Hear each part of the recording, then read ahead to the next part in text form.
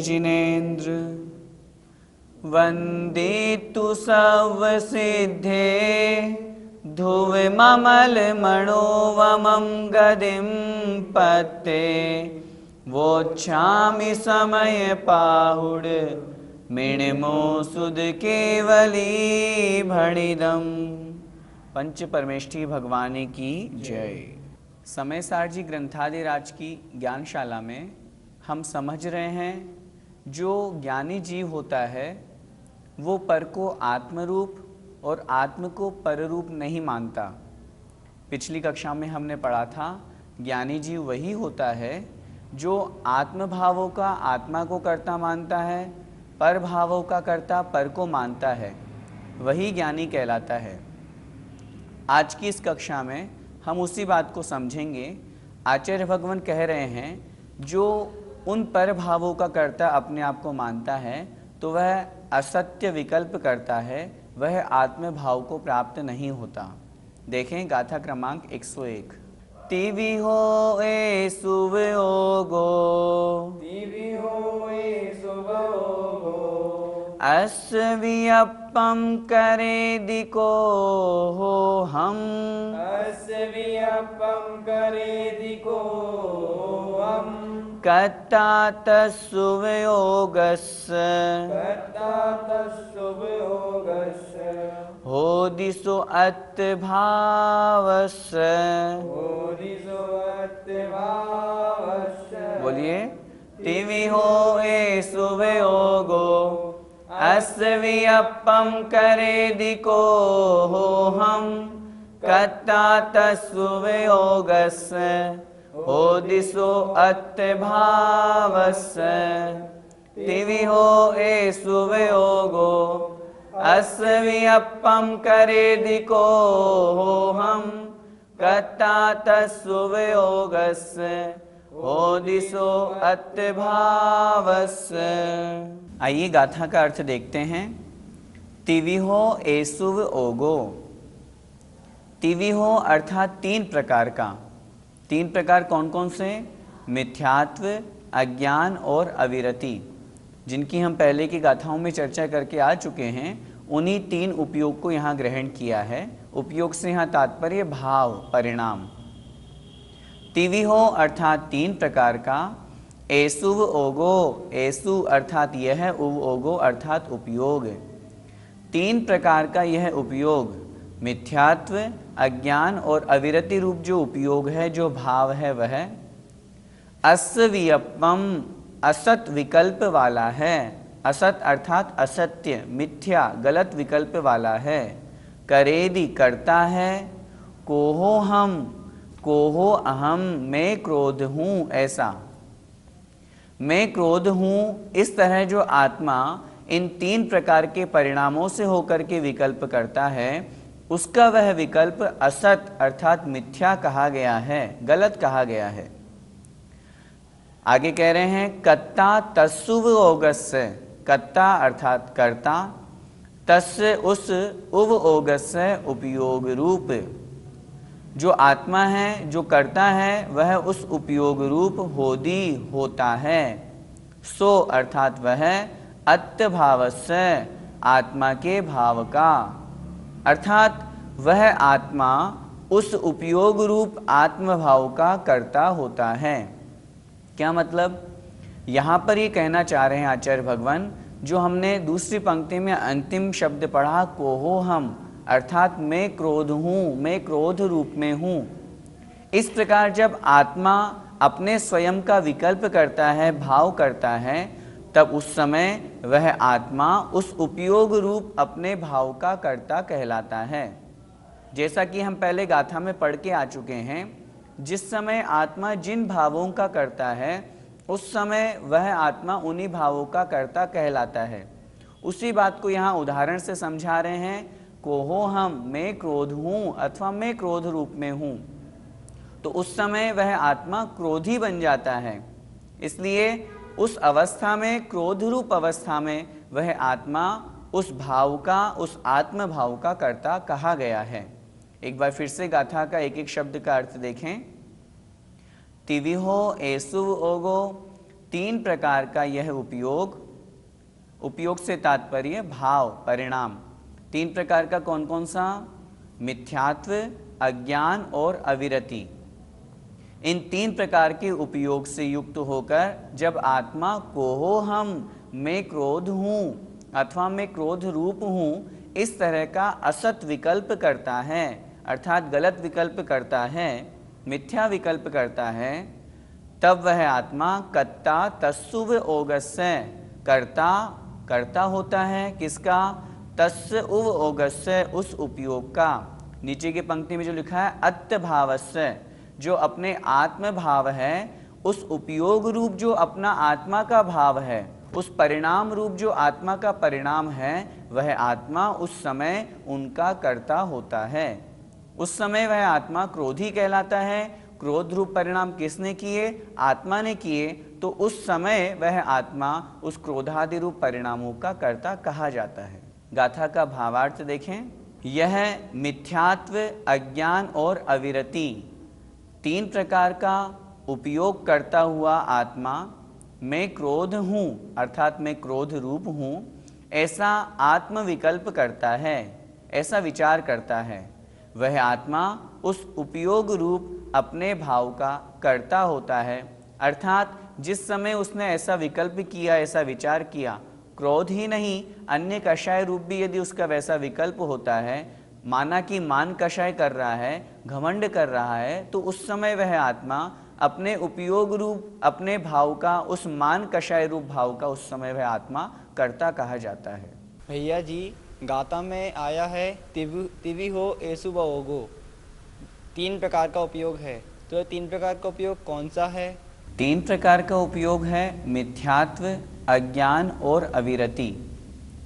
जब निज और पर का भेद विज्ञान नहीं होता, जब यह जीव शरीर और आत्मा को एक ही मानता है, उस समय उसकी परिणति मिथ्यात्व रूप होती है। उसका श्रद्धान मिथ्या कहलाता है, इसीलिए वह मिथ्या दृष्टि कहलाता है। तो पहला उपयोग हुआ मिथ्यात्व का, जहाँ सात तत्वों के प्रति सही श्रद्धान नहीं है। दूसरा है अज्ञान, जहाँ वास्तविक ज्ञान नहीं है, उसे कहते हैं अज्ञान। स्वसंवेदन ज्ञान, स्वसंवेदन आत्मस्वरूप का जहाँ अनुभव होता है, वास्तव में वही ज्ञान कहा गया है, और जहाँ वह ज्ञान नहीं है, वह कहलाता है अज्ञान। तीसरा है अविरति, जहाँ पर व्रत नहीं है, जहाँ जिस जीव के अप्रत्याख्यानावरण, प्रत्याख्यानावरण और संजुलन कषाय का उदय चल रहा है, उस जीव के अविरति यह उपयोग, यह परिणाम माना जाता है।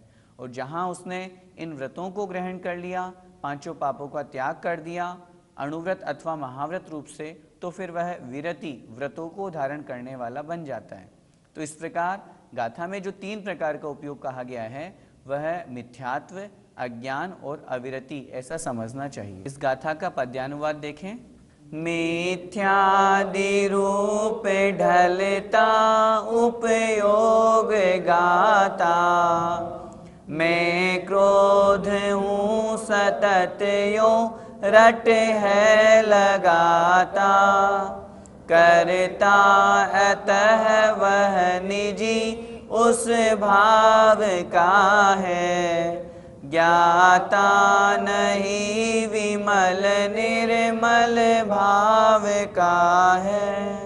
जो अभी हमने समझा, तीनों प्रकार के विकल्पों से युक्त, भावों से युक्त होकर के वह आत्मा क्रोध रूप अपने आप को मानता है, उसी को आचार्य भगवान एक और उदाहरण के माध्यम से गाथा क्रमांक 102 में आगे समझा रहे हैं। तिवि होए सुवे ओगो, अस्वियप्पम करे दिधम मादी,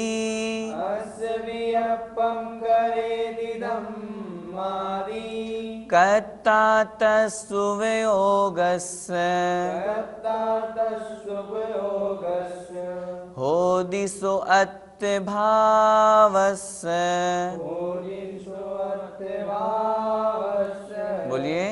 तिवि होए सुवे ओगो, अस्वियप्पम करे दिधम मादी, कर्ता तस्सुवे ओगस्य, हो दिशो अत्यभावस्य तिवि होए सुवियोगो अस्य वियप्पम करेदि धम्मादि कर्ता तत्सुवियोगस्य ओदिशो अत्यभावस्य।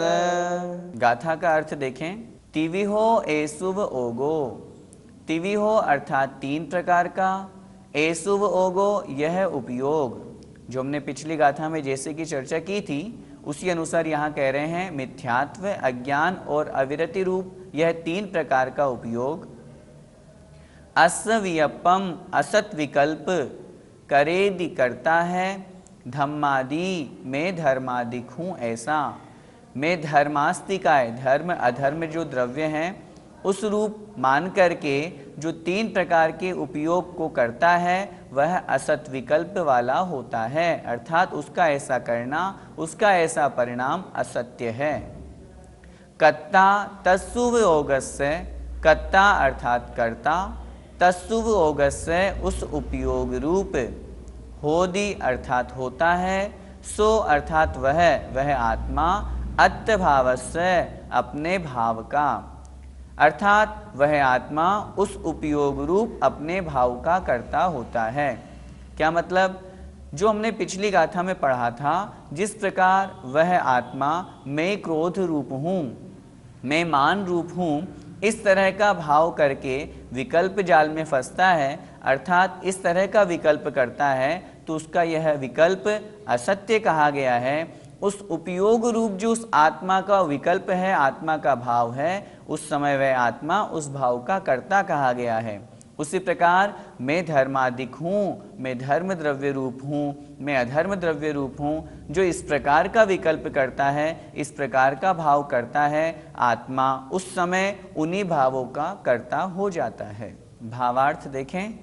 यह अर्थात मिथ्यात्व, अज्ञान और अविरति रूप तीन प्रकार का उपयोग वाला आत्मा मैं धर्मादिक हूँ। धर्म से यहाँ तात्पर्य धर्म द्रव्य ग्रहण करना है, धर्म द्रव्य, अधर्म द्रव्य आदि। इस तरह हूँ ऐसा आत्मविकल्प करता है, वह आत्मा उस उपयोग रूप अपने भावों का कर्ता होता है।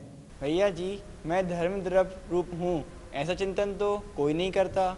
आपका कहना बिल्कुल ठीक है। मैं धर्म द्रव्य रूप हूँ अथवा मैं अधर्म द्रव्य रूप हूँ, इस तरह का चिंतन तो कोई नहीं करता। लेकिन मैं धर्म द्रव्य को जानता हूँ, अधर्म द्रव्य को जानता हूँ, अन्य पर द्रव्यों को जानता हूँ, इस तरह का चिंतन तो जीव के द्वारा होता ही है। और जब यह चिंतन होता है तो वह फिर आत्मस्वरूप को प्राप्त नहीं कर पाता। ये सा चिंतन उस जीव के लिए शुद्धोपयोग में बाधक कहा गया है। धर्म अधर्म आदि जो द्रव्य हैं, आचार्यों ने कहा है ये ज्ञेय हैं, जानने योग्य हैं। लेकिन जब शुद्धोपयोग की बात की जाती है, जब स्वसंवेदन ज्ञान की बात की जाती है, उस समय ये धर्म द्रव्य, अधर्म द्रव्य आदि को जानना भी बाधक कहा गया है। क्यों?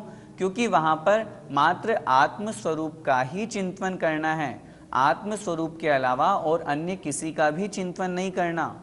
अन्य पर द्रव्य का चिंतन करेंगे तो निश्चित रूप से वह जीव शुद्धोपयोग से नीचे गिर जाएंगे। दूसरी बात, धर्म द्रव्य का स्वरूप अगर वह समझ रहा है, उसको ज्ञान हो रहा है, धर्म द्रव्य मुझे चलने में सहकारी होता है, यदि वो इस तरह का चिंतन करता है तो धर्म द्रव्य के प्रति उसका राग भाव जागृत हो जाएगा। इस निमित्त से राग भाव के कारण से वह शुद्धोपयोग से विमुख हो जाएगा। इसलिए आचार्य भगवान यहाँ कह रहे हैं जो इस तरह का चिंतन करता है कि मैं धर्म द्रव्य रूप हूँ अथवा मैं धर्म द्रव्य को जानने वाला हूँ, यह भी उसे आत्म स्वरूप से विमुख करता है, आत्मा से विस्मरण करता है। इसलिए उसका ऐसा चिंतन करना भी ठीक नहीं है। और मात्र धर्म द्रव्य ही नहीं, धर्म द्रव्य के अलावा अधर्म द्रव्य, आकाश द्रव्य, काल द्रव्य, इनके बारे में भी यदि वह जीव चिंतन करता है तो उसका यह चिंतन भी गलत है। आकाश द्रव्य के बारे में यदि वो विचार करता है, आकाश द्रव्य मुझे रहने के लिए स्थान देता है, अभी मैं जहाँ पर स्थान प्राप्त कर रहा हूँ आकाश द्रव्य के निमित्त से कर रहा हूँ, तो वह आत्मा के परिणामों से, आत्मस्वरूप से विमुख हो गया। उसका चिंतन आत्मा से हट करके विकल्प रूप में हो गया, और जहाँ विकल्प रूप परिणाम हो जाता है वहाँ वह जीव अज्ञानी कहलाता है। यहाँ अज्ञानी से तात्पर्य शुद्धोपयोग से रहित जो जीव हैं उन सबको अज्ञानी कहा है, क्योंकि यह शुद्धोपयोग अर्थात निश्चय नहीं की प्रधानता का ग्रंथ है, अध्यात्म ग्रंथ है। इसलिए वहाँ तो मात्र आत्मा की ही चर्चा की जाएगी, आत्मा का आत्मा में स्थित होकर के आत्मा का ही चिंतन करना, आत्मा का ही ध्यान करना। अन्य विकल्प आते ही वह जीव अज्ञान दशा को प्राप्त हो जाता है, नवीन कर्मबंध को करने लगता है। भैया जी, तो फिर हम नंदीश्वर पंचमेरु आदि का चिंतन नहीं करें? आपने प्रश्न में हम अर्थात हमारे लिए पूछा है। मैं आपसे पूछना चाहता हूँ, क्या हम शुद्धोपयोग को प्राप्त हो चुके हैं? शुद्धोपयोगी के लिए इन सब चिंतन का मना किया है, क्योंकि वो सिर्फ आत्मा के विकल्प के अलावा और किसी का विकल्प नहीं करते।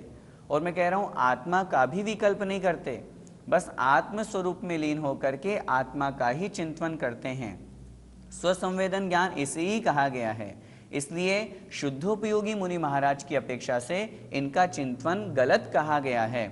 निश्चय की दृष्टि से इनका चिंतन गलत है, क्योंकि वहाँ इनसे भी उत्कृष्ट रूप जो अवस्था है अपने आत्मस्वरूप की प्राप्ति, हमने वो प्राप्त कर ली है। इस कारण से इनका चिंतन वहाँ निषेध किया है। लेकिन जब तक हम उस अवस्था तक नहीं पहुँचते हैं तब तक इनका चिंतन हमारा निरंतर बना ही रहना चाहिए। आचार्यों ने इसे धर्म ध्यान कहा है, संस्थान विचय धर्म ध्यान में इसे ग्रहण किया है। लोक के आकार का चिंतन करना, लोक कितना है, हम कहाँ हैं, कितने समुद्र हैं, किस तरह मेरू बने हुए हैं, द्वीपों में किस तरह कहाँ कहाँ अकृत्रिम जिनालय हैं, उनकी भावों से हम वंदना कर रहे हैं, ऐसा चिंतन करना गलत नहीं है, लेकिन वो हमारे लिए बिल्कुल ठीक है। जो शुद्धोपयोगी मुनि महाराज हैं वो अपने आत्मस्वरूप को छोड़ करके यदि यह चिंतन करेंगे तो उनकी अपेक्षा से वो गलत कहा गया है। हमारे लिए तो वह परम उपादेय हैं, लक्ष्य हमें बनाना है, हम भी अपने आत्मस्वरूप का चिंतन करें। लेकिन जब तक वहाँ नहीं पहुँच पाते हैं तब तक हम अपने धर्म ध्यान को बनाए रखें, जिनेंद्र भगवान की भक्ति में अपने मन को लगाएं, इन पंचमेरु आदि जो अकृत्रिम जिनालय हैं इनकी वंदना करें और भावना भाएं, हे भगवान मैं निश्चित रूप से एक दिन ऐसा प्राप्त करूंगा जब मैं प्रत्यक्ष में आपके दर्शन करूं। इस प्रकार सोचना चाहिए। आचार्य श्री का इस गाथा के विषय में पद्यानुवाद देखते हैं। मिथ्यादि रूप ढलता उपयोग गाता, धर्मादि द्रव्यमय हूँ निज को भुलाता, करता अतः वह निजी उस भाव का है, ज्ञाता नहीं विमल निर्मल भाव का है। जय जिनेंद्र।